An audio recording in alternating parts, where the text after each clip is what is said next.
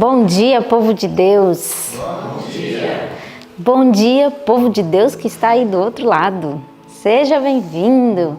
Dá aquela espreguiçada boa, levanta da cama, manda a preguiça embora, porque agora chegou o momento mais gostoso do seu dia. É o momento de você se encontrar com Jesus. E eu quero convidar você a se ajoelhar e nós orarmos agora a Deus. Vamos orar? Amado Deus e nosso Pai, quão bom, Senhor, é acordar e termos a certeza da Tua misericórdia que se renovou em nossas vidas. Ajuda-nos, ó Senhor, neste novo dia que o Senhor está nos dando, a aproveitarmos as oportunidades que o céu está nos dando. A oportunidade de termos vida, de termos saúde, de termos casa, de termos família.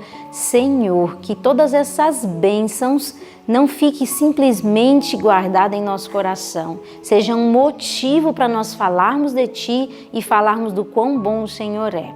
Pedimos a Tua bênção ao iniciarmos este culto e pedimos que possamos ouvir a Tua voz. Em nome de Jesus, amém. Muito bem, e agora que você já acordou, que você já pulou da cama e você está aí para assistir esse vídeo, quero convidar você a andar nos passos de Jesus. Bora? Vamos louvar ao Senhor com o hino 390, nos passos de Jesus.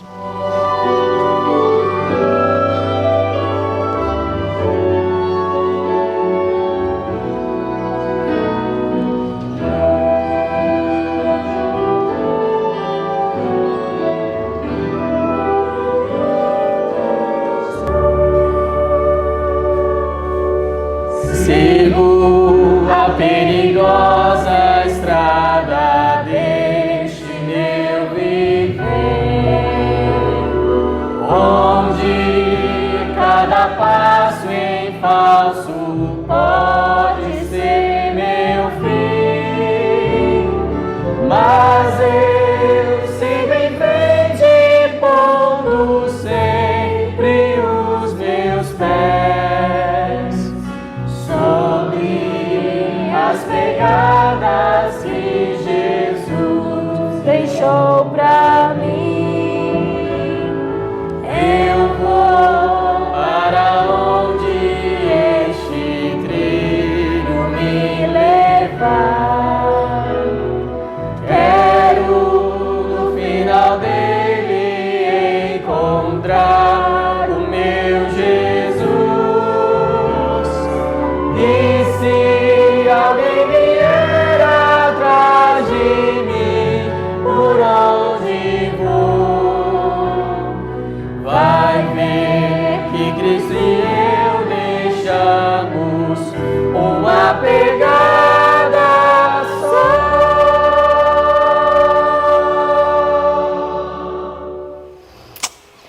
Que especial esse hino, né?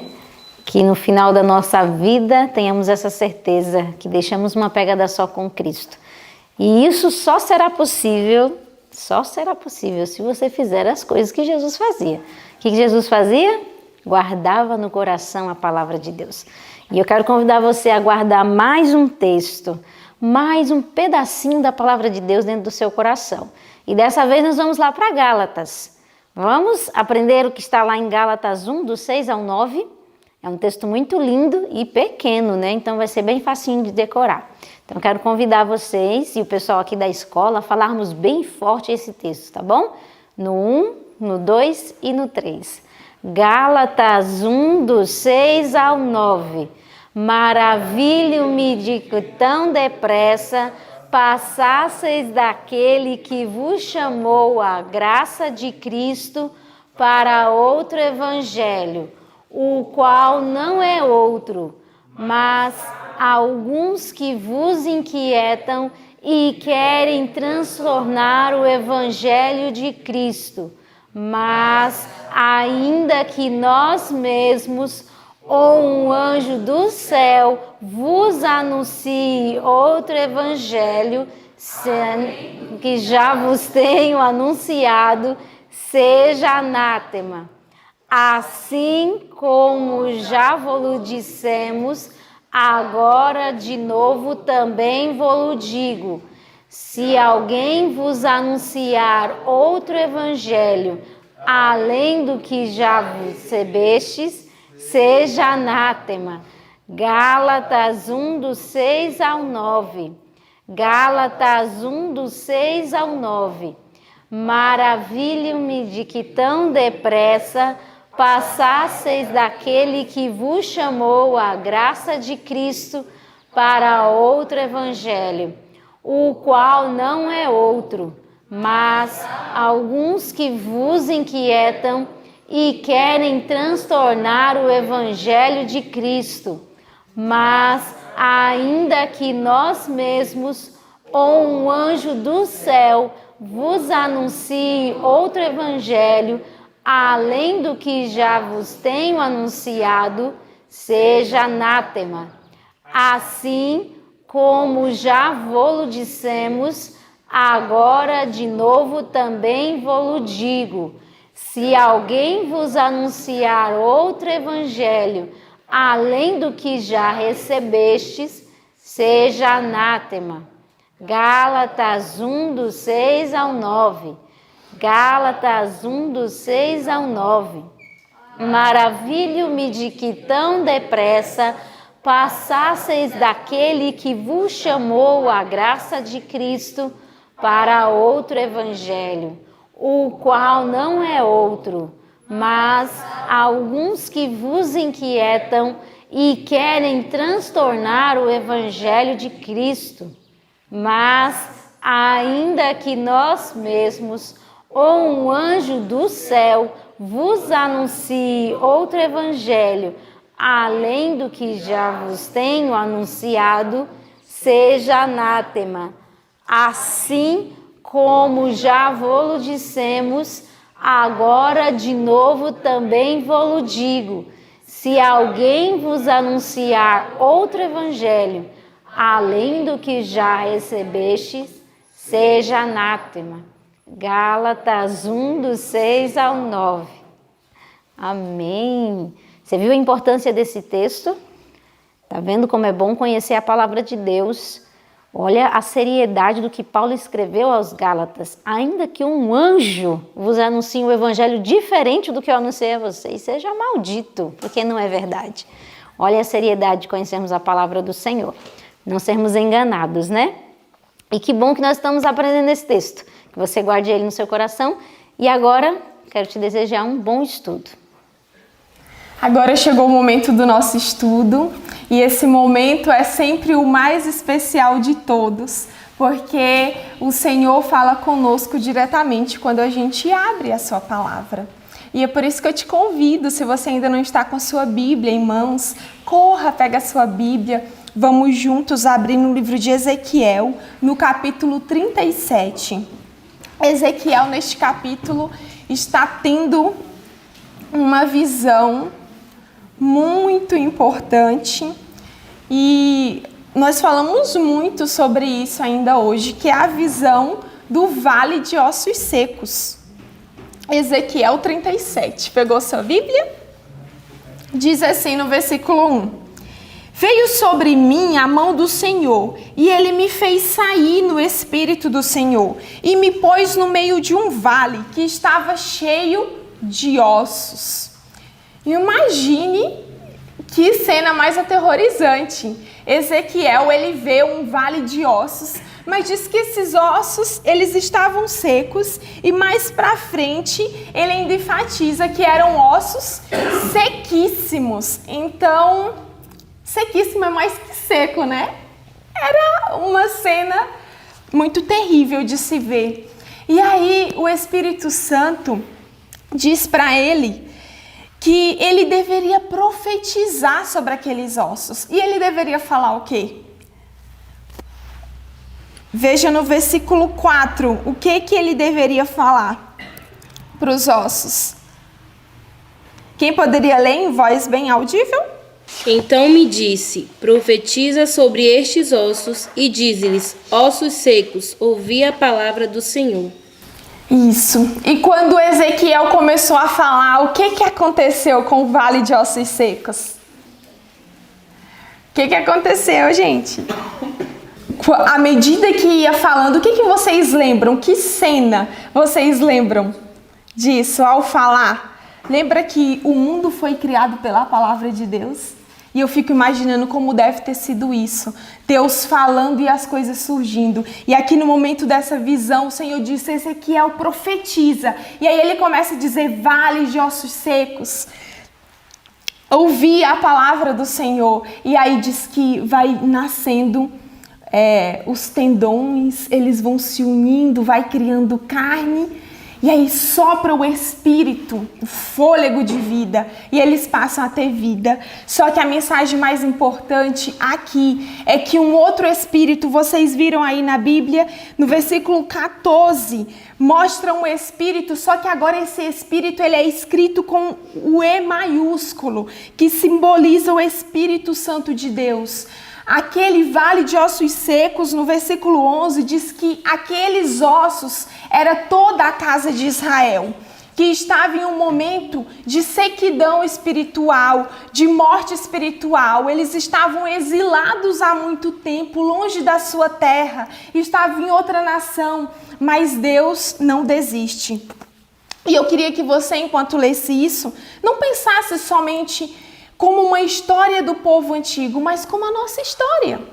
Como a nossa história, porque esse vale de ossos secos representa também cada um de nós, representa a nossa vida diante de Deus. Muitas vezes estamos como mortos, como ossos sequíssimos, mas há esperança para você, para mim, para cada um de nós. Quando o Senhor diz aqui no versículo 14, eu porei em vós o meu espírito, e vivereis, e vos porei na vossa terra, e sabereis que eu sou o Senhor. Disse isto, e o fiz, diz o Senhor. E aí, eles iam agora ter vida, o Espírito Santo, e habitar no meio daquele povo. Em versículos atrás, a gente viu o desejo de Deus para cada um de nós, quando Ele diz: eu vou dar um espírito novo para vocês. Eu vou tirar o coração de pedra e vou dar um coração de carne. O Senhor revela aqui que Ele tinha vida, ainda que eles estavam mortos. O que Jesus mostrou ontem na história de Lázaro? Ele é a vida. Ele traz vida. Jesus não só tem vida em si mesmo, como nós lemos, vida original, mas Ele é a vida. E onde o Espírito Santo de Deus está, a vida, vida em abundância. O Senhor queria fazer isso com o seu povo e quer fazer isso com cada um de nós. A professora Joana quer falar também? Paulinha, que cena é essa, não é? Incrível! Mas uma coisa me chamou muita atenção e foi a resposta de uma oração que eu fiz ontem e me tocou muito o coração. Porque quando Deus mostra em visão para Ezequiel a situação do povo dele, porque essa era a situação do povo de Israel, como você bem falou, aí ele faz uma pergunta para Ezequiel. Ele pergunta assim: Ezequiel, acaso poderá reviver esses ossos? E aí eu fico impressionada com a resposta do profeta. Porque qualquer pessoa em sua sanidade diria o quê? Senhor, impossível, esses ossos estão sequíssimos, não tem como reviver, não tem possibilidade. Mas ele não responde assim. O que ele responde? Senhor, tu sabes, o Senhor sabe se isso é possível. Ele responde de uma maneira que você consegue enxergar nessa resposta a fé no poder de Deus. Senhor, tu sabes. Se tu quiseres, esses ossos irão reviver com certeza. É só por a tua palavra. Por isso que quando Deus diz assim, profetiza, Ele diz assim, como é que eu vou profetizar para ossos? Ele não contesta, Ele começa a profetizar. E aí começa a haver vida. Às vezes, nós olhamos para a situação espiritual nossa, talvez da igreja, talvez da nossa liderança, né? A gente tende a olhar, infelizmente, e a gente fala assim, não tem solução. Não tem jeito, já faz tanto tempo que é assim, essa igreja não se move, a minha vida espiritual é um bagaço, não funciona. E aí a gente pensa assim, não tem solução, não tem jeito. Mas Ezequiel, esse texto de Ezequiel vem mostrando pra gente que há jeito sim, que é só por uma palavra de Deus. E toda situação que nós olhamos assim e fala assim, que sequidão, que falta do Espírito Santo de Deus, há solução. Tem jeito e Deus pode fazer criar vida de ossos sequíssimos. Amém. Glória a Deus por isso. E muito bem colocado, professora. E isso me fez lembrar, e estudando, eu sempre foquei muito nessa parte do vale de ossos secos, em como Deus pode dar vida. Só que estudando mais uma vez esse capítulo, o Senhor me fez prestar bem atenção nessa esperança que é possível, ainda que haja sequidão em todas as áreas da vida, que é o que está aqui no versículo 21, e você não pode ficar sem ler esse verso. Vai para o versículo 21, que é quando está a esperança, o sonho de Deus. Diz assim: dize-lhes, pois, assim diz o Senhor Deus, eis que eu tomarei os filhos de Israel dentre os gentios, para onde eles foram, e os congregarei de todas as partes, e os levarei à sua terra.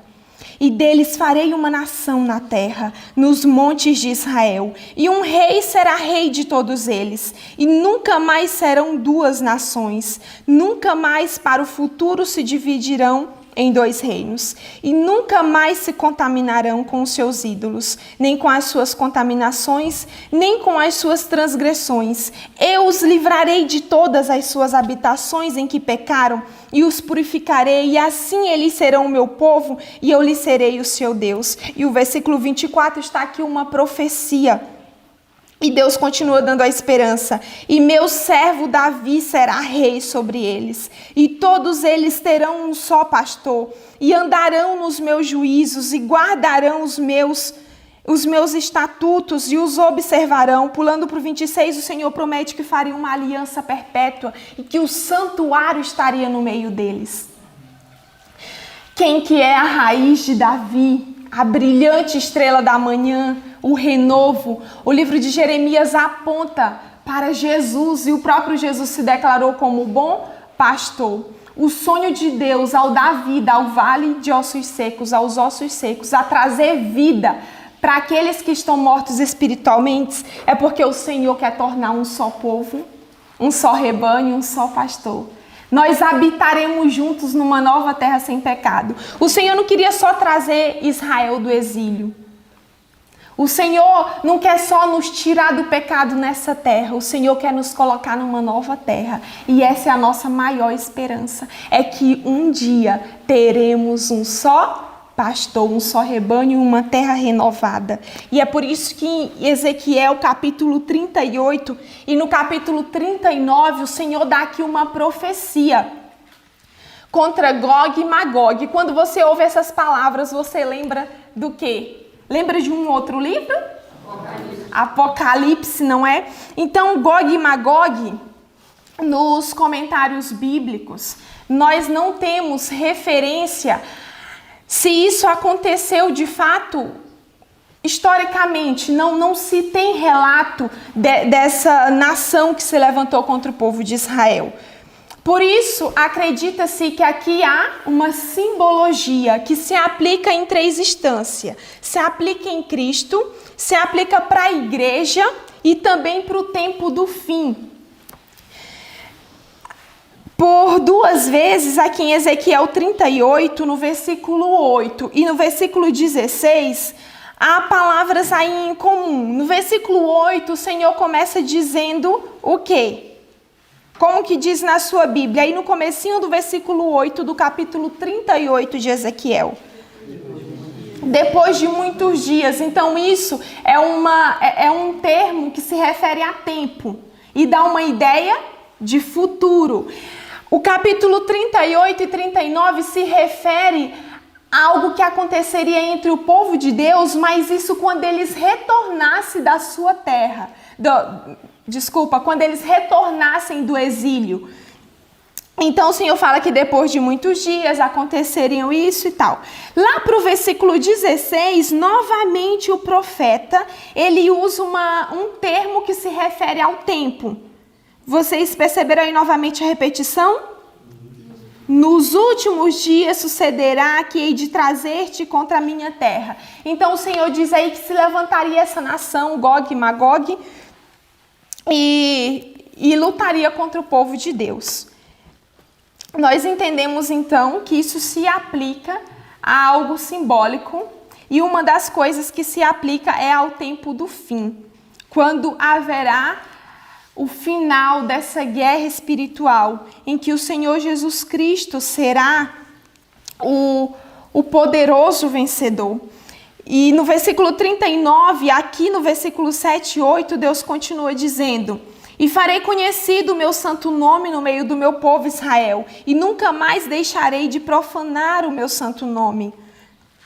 E os gentios saberão que eu sou o Senhor, o Santo em Israel. Eis que vem e se cumprirá, diz o Senhor Deus. Este é o dia de que tenho falado. E no versículo 23 diz assim: e os gentios saberão que os da casa de Israel, por causa da sua iniquidade, foram levados em cativeiro, porque se rebelaram contra mim, e eu escondi deles a minha face, e os entreguei nas mãos dos seus adversários, e todos caíram à espada. Mas o Senhor dá uma esperança, e está no versículo 29, o último versículo deste capítulo, que diz assim: nem lhes esconderei mais a minha face, pois derramarei o meu espírito sobre a casa de Israel, diz o Senhor Deus. Novamente, termina com a esperança, que seria o derramamento do Espírito Santo no meio do povo de Deus. Começa com o vale de ossos secos, o Senhor falando sobre o Espírito. Terminamos o capítulo 39, o Senhor dizendo que Ele derramaria o seu Espírito para que o seu povo tivesse vida. Que você possa estudar mais sobre essa profecia do capítulo 38 e 39. Há profundas lições que o tempo não nos permite trabalhar nesse momento, mas nós temos aí uma profecia aplicada de forma escatológica e apocalíptica. E agora eu convido você a irmos juntos para o livro de João. Então a nossa referência bíblica de hoje esteve em Ezequiel, do 37 ao 39, e agora em João, no capítulo 11. No versículo 47, nós estudamos até o 57. Ontem nós vimos que Lázaro foi ressuscitado. Aconteceu algo grandioso ali em Betânia. O livro Desejado de Todas as Nações, no capítulo 59, é o capítulo que complementa o nosso estudo de hoje, diz aqui que a história da ressurreição de Lázaro fez o quê? Se espalhou, correu por toda aquela região. Como diz aí, né, a notícia vazou. E eu fico imaginando, não é comum alguém ressuscitar. Pior ainda, não é comum alguém ressuscitar quando já está em fase de putrefação. 4 dias que Lázaro estava morto. Então eu imagino que isso movimentou demais. Essa notícia balançou as pessoas. E os sacerdotes, eles não ficaram satisfeitos com isso. Eles já procuravam em todo momento alguma brecha para prender Jesus. Só que agora, pensam, quanta gente passou a crer em Cristo depois que viram isso? Quantas pessoas devem ter se decidido ao lado do mestre? Nossa, isso não é qualquer pessoa que realiza. Não é qualquer profeta que traz vida a um ser que já está há 4 dias morto. Esse só pode ser o Messias, esse só pode ser o Filho de Deus. Então muitos passaram a crer em Cristo, e isso fez com que os sacerdotes ficassem cada vez mais, posso usar a palavra irados? Eles estavam ali angustiados, e agora eles se reúnem. E é isso que o versículo 47 aqui de João 11 relata como que foi essa reunião dos sacerdotes para tramarem, verem uma maneira para condenar Jesus. Diz assim no versículo 47, depois os principais sacerdotes e os fariseus formaram um conselho e diziam, que faremos, porquanto este homem faz muitos sinais? E o versículo 48, se o deixamos assim, todos crerão nele. E virão os romanos e tirar-nos-ão o nosso lugar e a nação. Olha o interesse que os sacerdotes tinham. Os romanos vão fazer o quê? tirar o nosso lugar, tirar os nossos privilégios. Vamos perder muito se o povo continuar seguindo esse mestre aí. E 49 diz: e Caifás, um deles, que era sumo sacerdote naquele ano, lhe disse: vós nada sabeis. Versículo 50 é uma parte muito interessante, quando ele diz: nem considereis que nos convém que um homem morra pelo povo e que não pereça toda a nação. Ele falou isso com uma outra intenção. Só que olha como que Deus é lindo, como diz a Neuzi, né? Deus é lindo. Porque ele estava falando isso e isso era totalmente profético. Realmente era necessário que alguém morresse para que os outros vivessem. E o versículo 51 diz: ora, ele não disse isto de si mesmo, mas sendo sumo sacerdote naquele ano, profetizou que Jesus devia morrer pela nação. E nós terminamos com 52, diz: não somente pela nação, mas também para reunir em um corpo os filhos de Deus, que andavam dispersos. Aí ele profetizou porque de fato era necessário que alguém morresse pela nação, mas eles davam um sentido errado para isso, que nós vamos ver aqui mais para frente. Então, eles se reúnem e ali estão os grupos dos saduceus, está o grupo dos saduceus e dos fariseus. Diz que havia no meio daquela congregação, daquela assembleia, um espírito que não era unânime, né? Alguns concordavam em prender Jesus, mas outros não concordavam, é tanto que eles até deixaram alguns de fora por não concordarem. Quem que foi que ficou de fora dessa reunião? Nicodemos, José de Arimateia. Eles já deixaram que era para o plano não ter muitos impedimentos.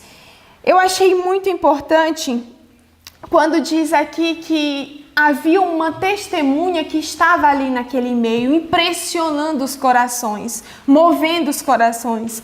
Porque Cristo nunca nos deixa a lutar com o pecado sozinhos, a lutar no conflito espiritual. Cristo nunca nos abandona ao poder de Satanás, viu, Caio? Isso é maravilhoso. E aquele povo estava ali reunidos e eles estavam nesse conflito mental, porque eles lembravam que a vida de Cristo era pura. Eles lembravam de Jesus com 12 anos ali, entrando no templo, ensinando, falando de maneira tão bonita. Eles olhavam para a vida daquele homem, não tinha. Vai condenar do quê? Mandaram lá os soldados para prender Cristo, mas os soldados voltaram comovidos com as palavras de Cristo. Eles não tinham o que fazer. E o Espírito Santo ali, trabalhando naqueles corações, fazendo com que eles lembrassem dos milagres. Diz que o milagre da ressurreição de Lázaro foi a coroa do ministério de Cristo. Quão profundo foi aquele milagre. O Senhor esteve ali falando mais uma vez: eu sou o Messias, Deus com vocês, Emanuel. E diante dessa divisão que havia ali, a gente vê que Caifás ele surge.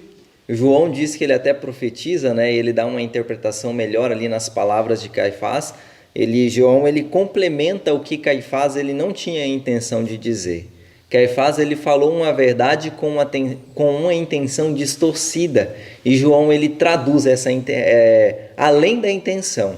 Era verdade, muito verdade o que Caifás disse, que converia que um homem morresse para salvar não somente uma nação, mas o mundo todo que estava prestes e condenado à morte.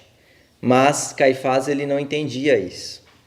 Caifás, ele era, segundo disse o livro, ele era um homem orgulhoso, cruel, dominador e intolerante. E tudo o que ele visava ali naquele momento não era livrar o povo da condenação, não era livrar o povo do pecado. Quando ele falou que era necessário que Cristo morresse, não era para que Cristo morresse para livrar eles e o mundo todo do pecado, mas ele queria se livrar de Cristo para que agora eles pudessem viver em pecado. É isso que diz o parágrafo da página 540, que começa: nos lábios de Caifás tornava-se mentira essa preciosíssima verdade. A política por ele defendida baseava-se num princípio tomado emprestado ao paganismo. Entre os gentios, a vaga consciência de que alguém devia morrer pela humanidade levara a oferta de sacrifícios humanos. Assim propunha Caifás: não pelo sacrifício de Cristo salvar o povo culpado. Perdão, vou voltar que eu falei uma palavra errada. Assim propunha Caifás, pelo sacrifício de Cristo salvar o povo culpado, não da transgressão, mas na transgressão, a fim de que pudessem continuar em pecado, e por seu raciocínio pensava reduzir ao silêncio os que ousavam dizer que até então coisa alguma digna de morte se achara em Cristo.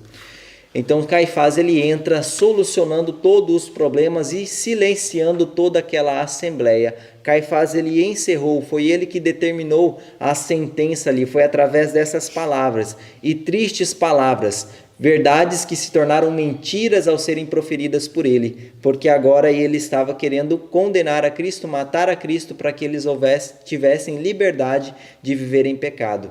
Então não basta nós citarmos uma verdade, mas citarmos uma verdade dentro do contexto e fazendo com que a verdade ela produza os frutos necessários em nós. Essa verdade foi falada de maneira mentirosa e estava produzindo o fruto errado no coração de todos eles, e em vez de servir para a vida, que era a intenção original dessa verdade, para eles estava servindo para a morte. Certamente. Obrigada pelos comentários. E aqui na página 541, tem uma partezinha no primeiro parágrafo que eu acredito que vai fechar bem essa parte que vocês comentaram. Rejeitando a prova da divindade de Jesus, encerraram-se esses sacerdotes e príncipes em trevas impenetráveis. Ficaram inteiramente sob o domínio de Satanás, para ser por ele precipitados no abismo da eterna ruína. Todavia, tal era o engano deles, que se sentiam bem satisfeitos consigo mesmos. Consideravam-se patriotas em busca de salvação nacional. Como Cleiton falou, Deus queria dar salvação. A salvação vem por um homem. Mas Cristo salva do pecado? Cristo não salva no pecado. Eles queriam matar o Salvador para continuar vivendo em pecado, em orgulho, em desejos de grandeza própria.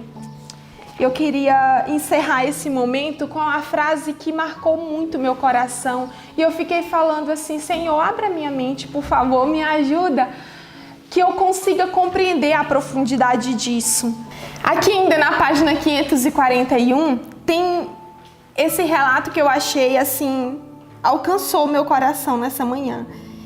Diz assim, no penúltimo parágrafo, bem no finalzinho dele: todavia, esse breve período de 3 anos era o máximo que o mundo podia suportar a presença do Redentor. Consegue pensar quão profundo é essa declaração? Quão profunda é essa declaração? 3 anos foi o máximo que o mundo pôde.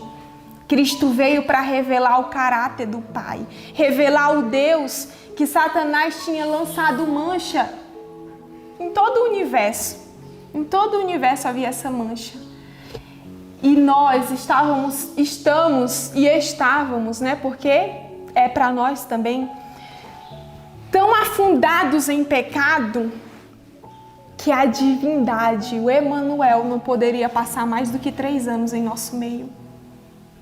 Porque o ser humano não suportou mesmo a santidade. O que o olhar de Cristo fazia?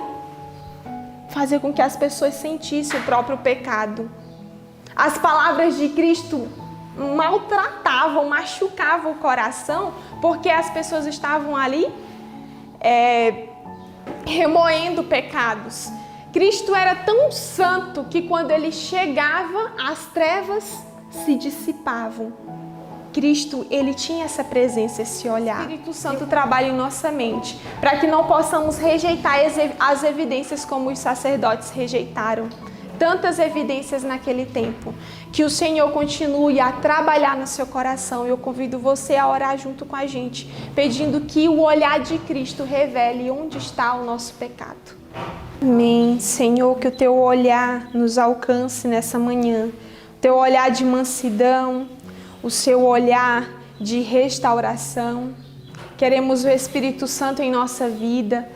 Se houver, Senhor, alguém que esteja acompanhando esse culto nesse momento, se sentindo morto espiritualmente, se sentindo ali como a visão de Ezequiel, um vale de ossos secos, que o Espírito Santo traga vida, traga renovo. Pai, que nas lutas espirituais, a cada dia, possamos dar voz ao Teu Espírito Santo, para que ao rejeitar essa voz do Espírito, não caiamos, meu Deus, em trevas impenetráveis. Tenha misericórdia dos Teus filhos. Eu sei que o Senhor tem tanto para revelar a cada um de nós, como o Senhor queria revelar mais. Mas, Senhor, somos finitos demais para compreender a Tua grandeza. Suportamos apenas 3 anos de trabalho intenso da Tua revelação, porque Jesus é a manifestação, a revelação do Pai, é a palavra em vida. Ó Deus, que possamos fazer diferentes dos sacerdotes, que possamos, Senhor, nos agarrar a toda revelação que o Senhor nos der, que possamos nos agarrar à Tua palavra, para que assim sejamos vivificados pelo Teu Santo Espírito. E quando o Senhor nos der a nova terra sem pecado, quando o Senhor estabelecer a Sua aliança eterna, que possamos estar juntos entre os salvos e redimidos, que serão pastoreados pelo único pastor que é o Senhor Jesus. Em nome de Jesus, amém. Até amanhã.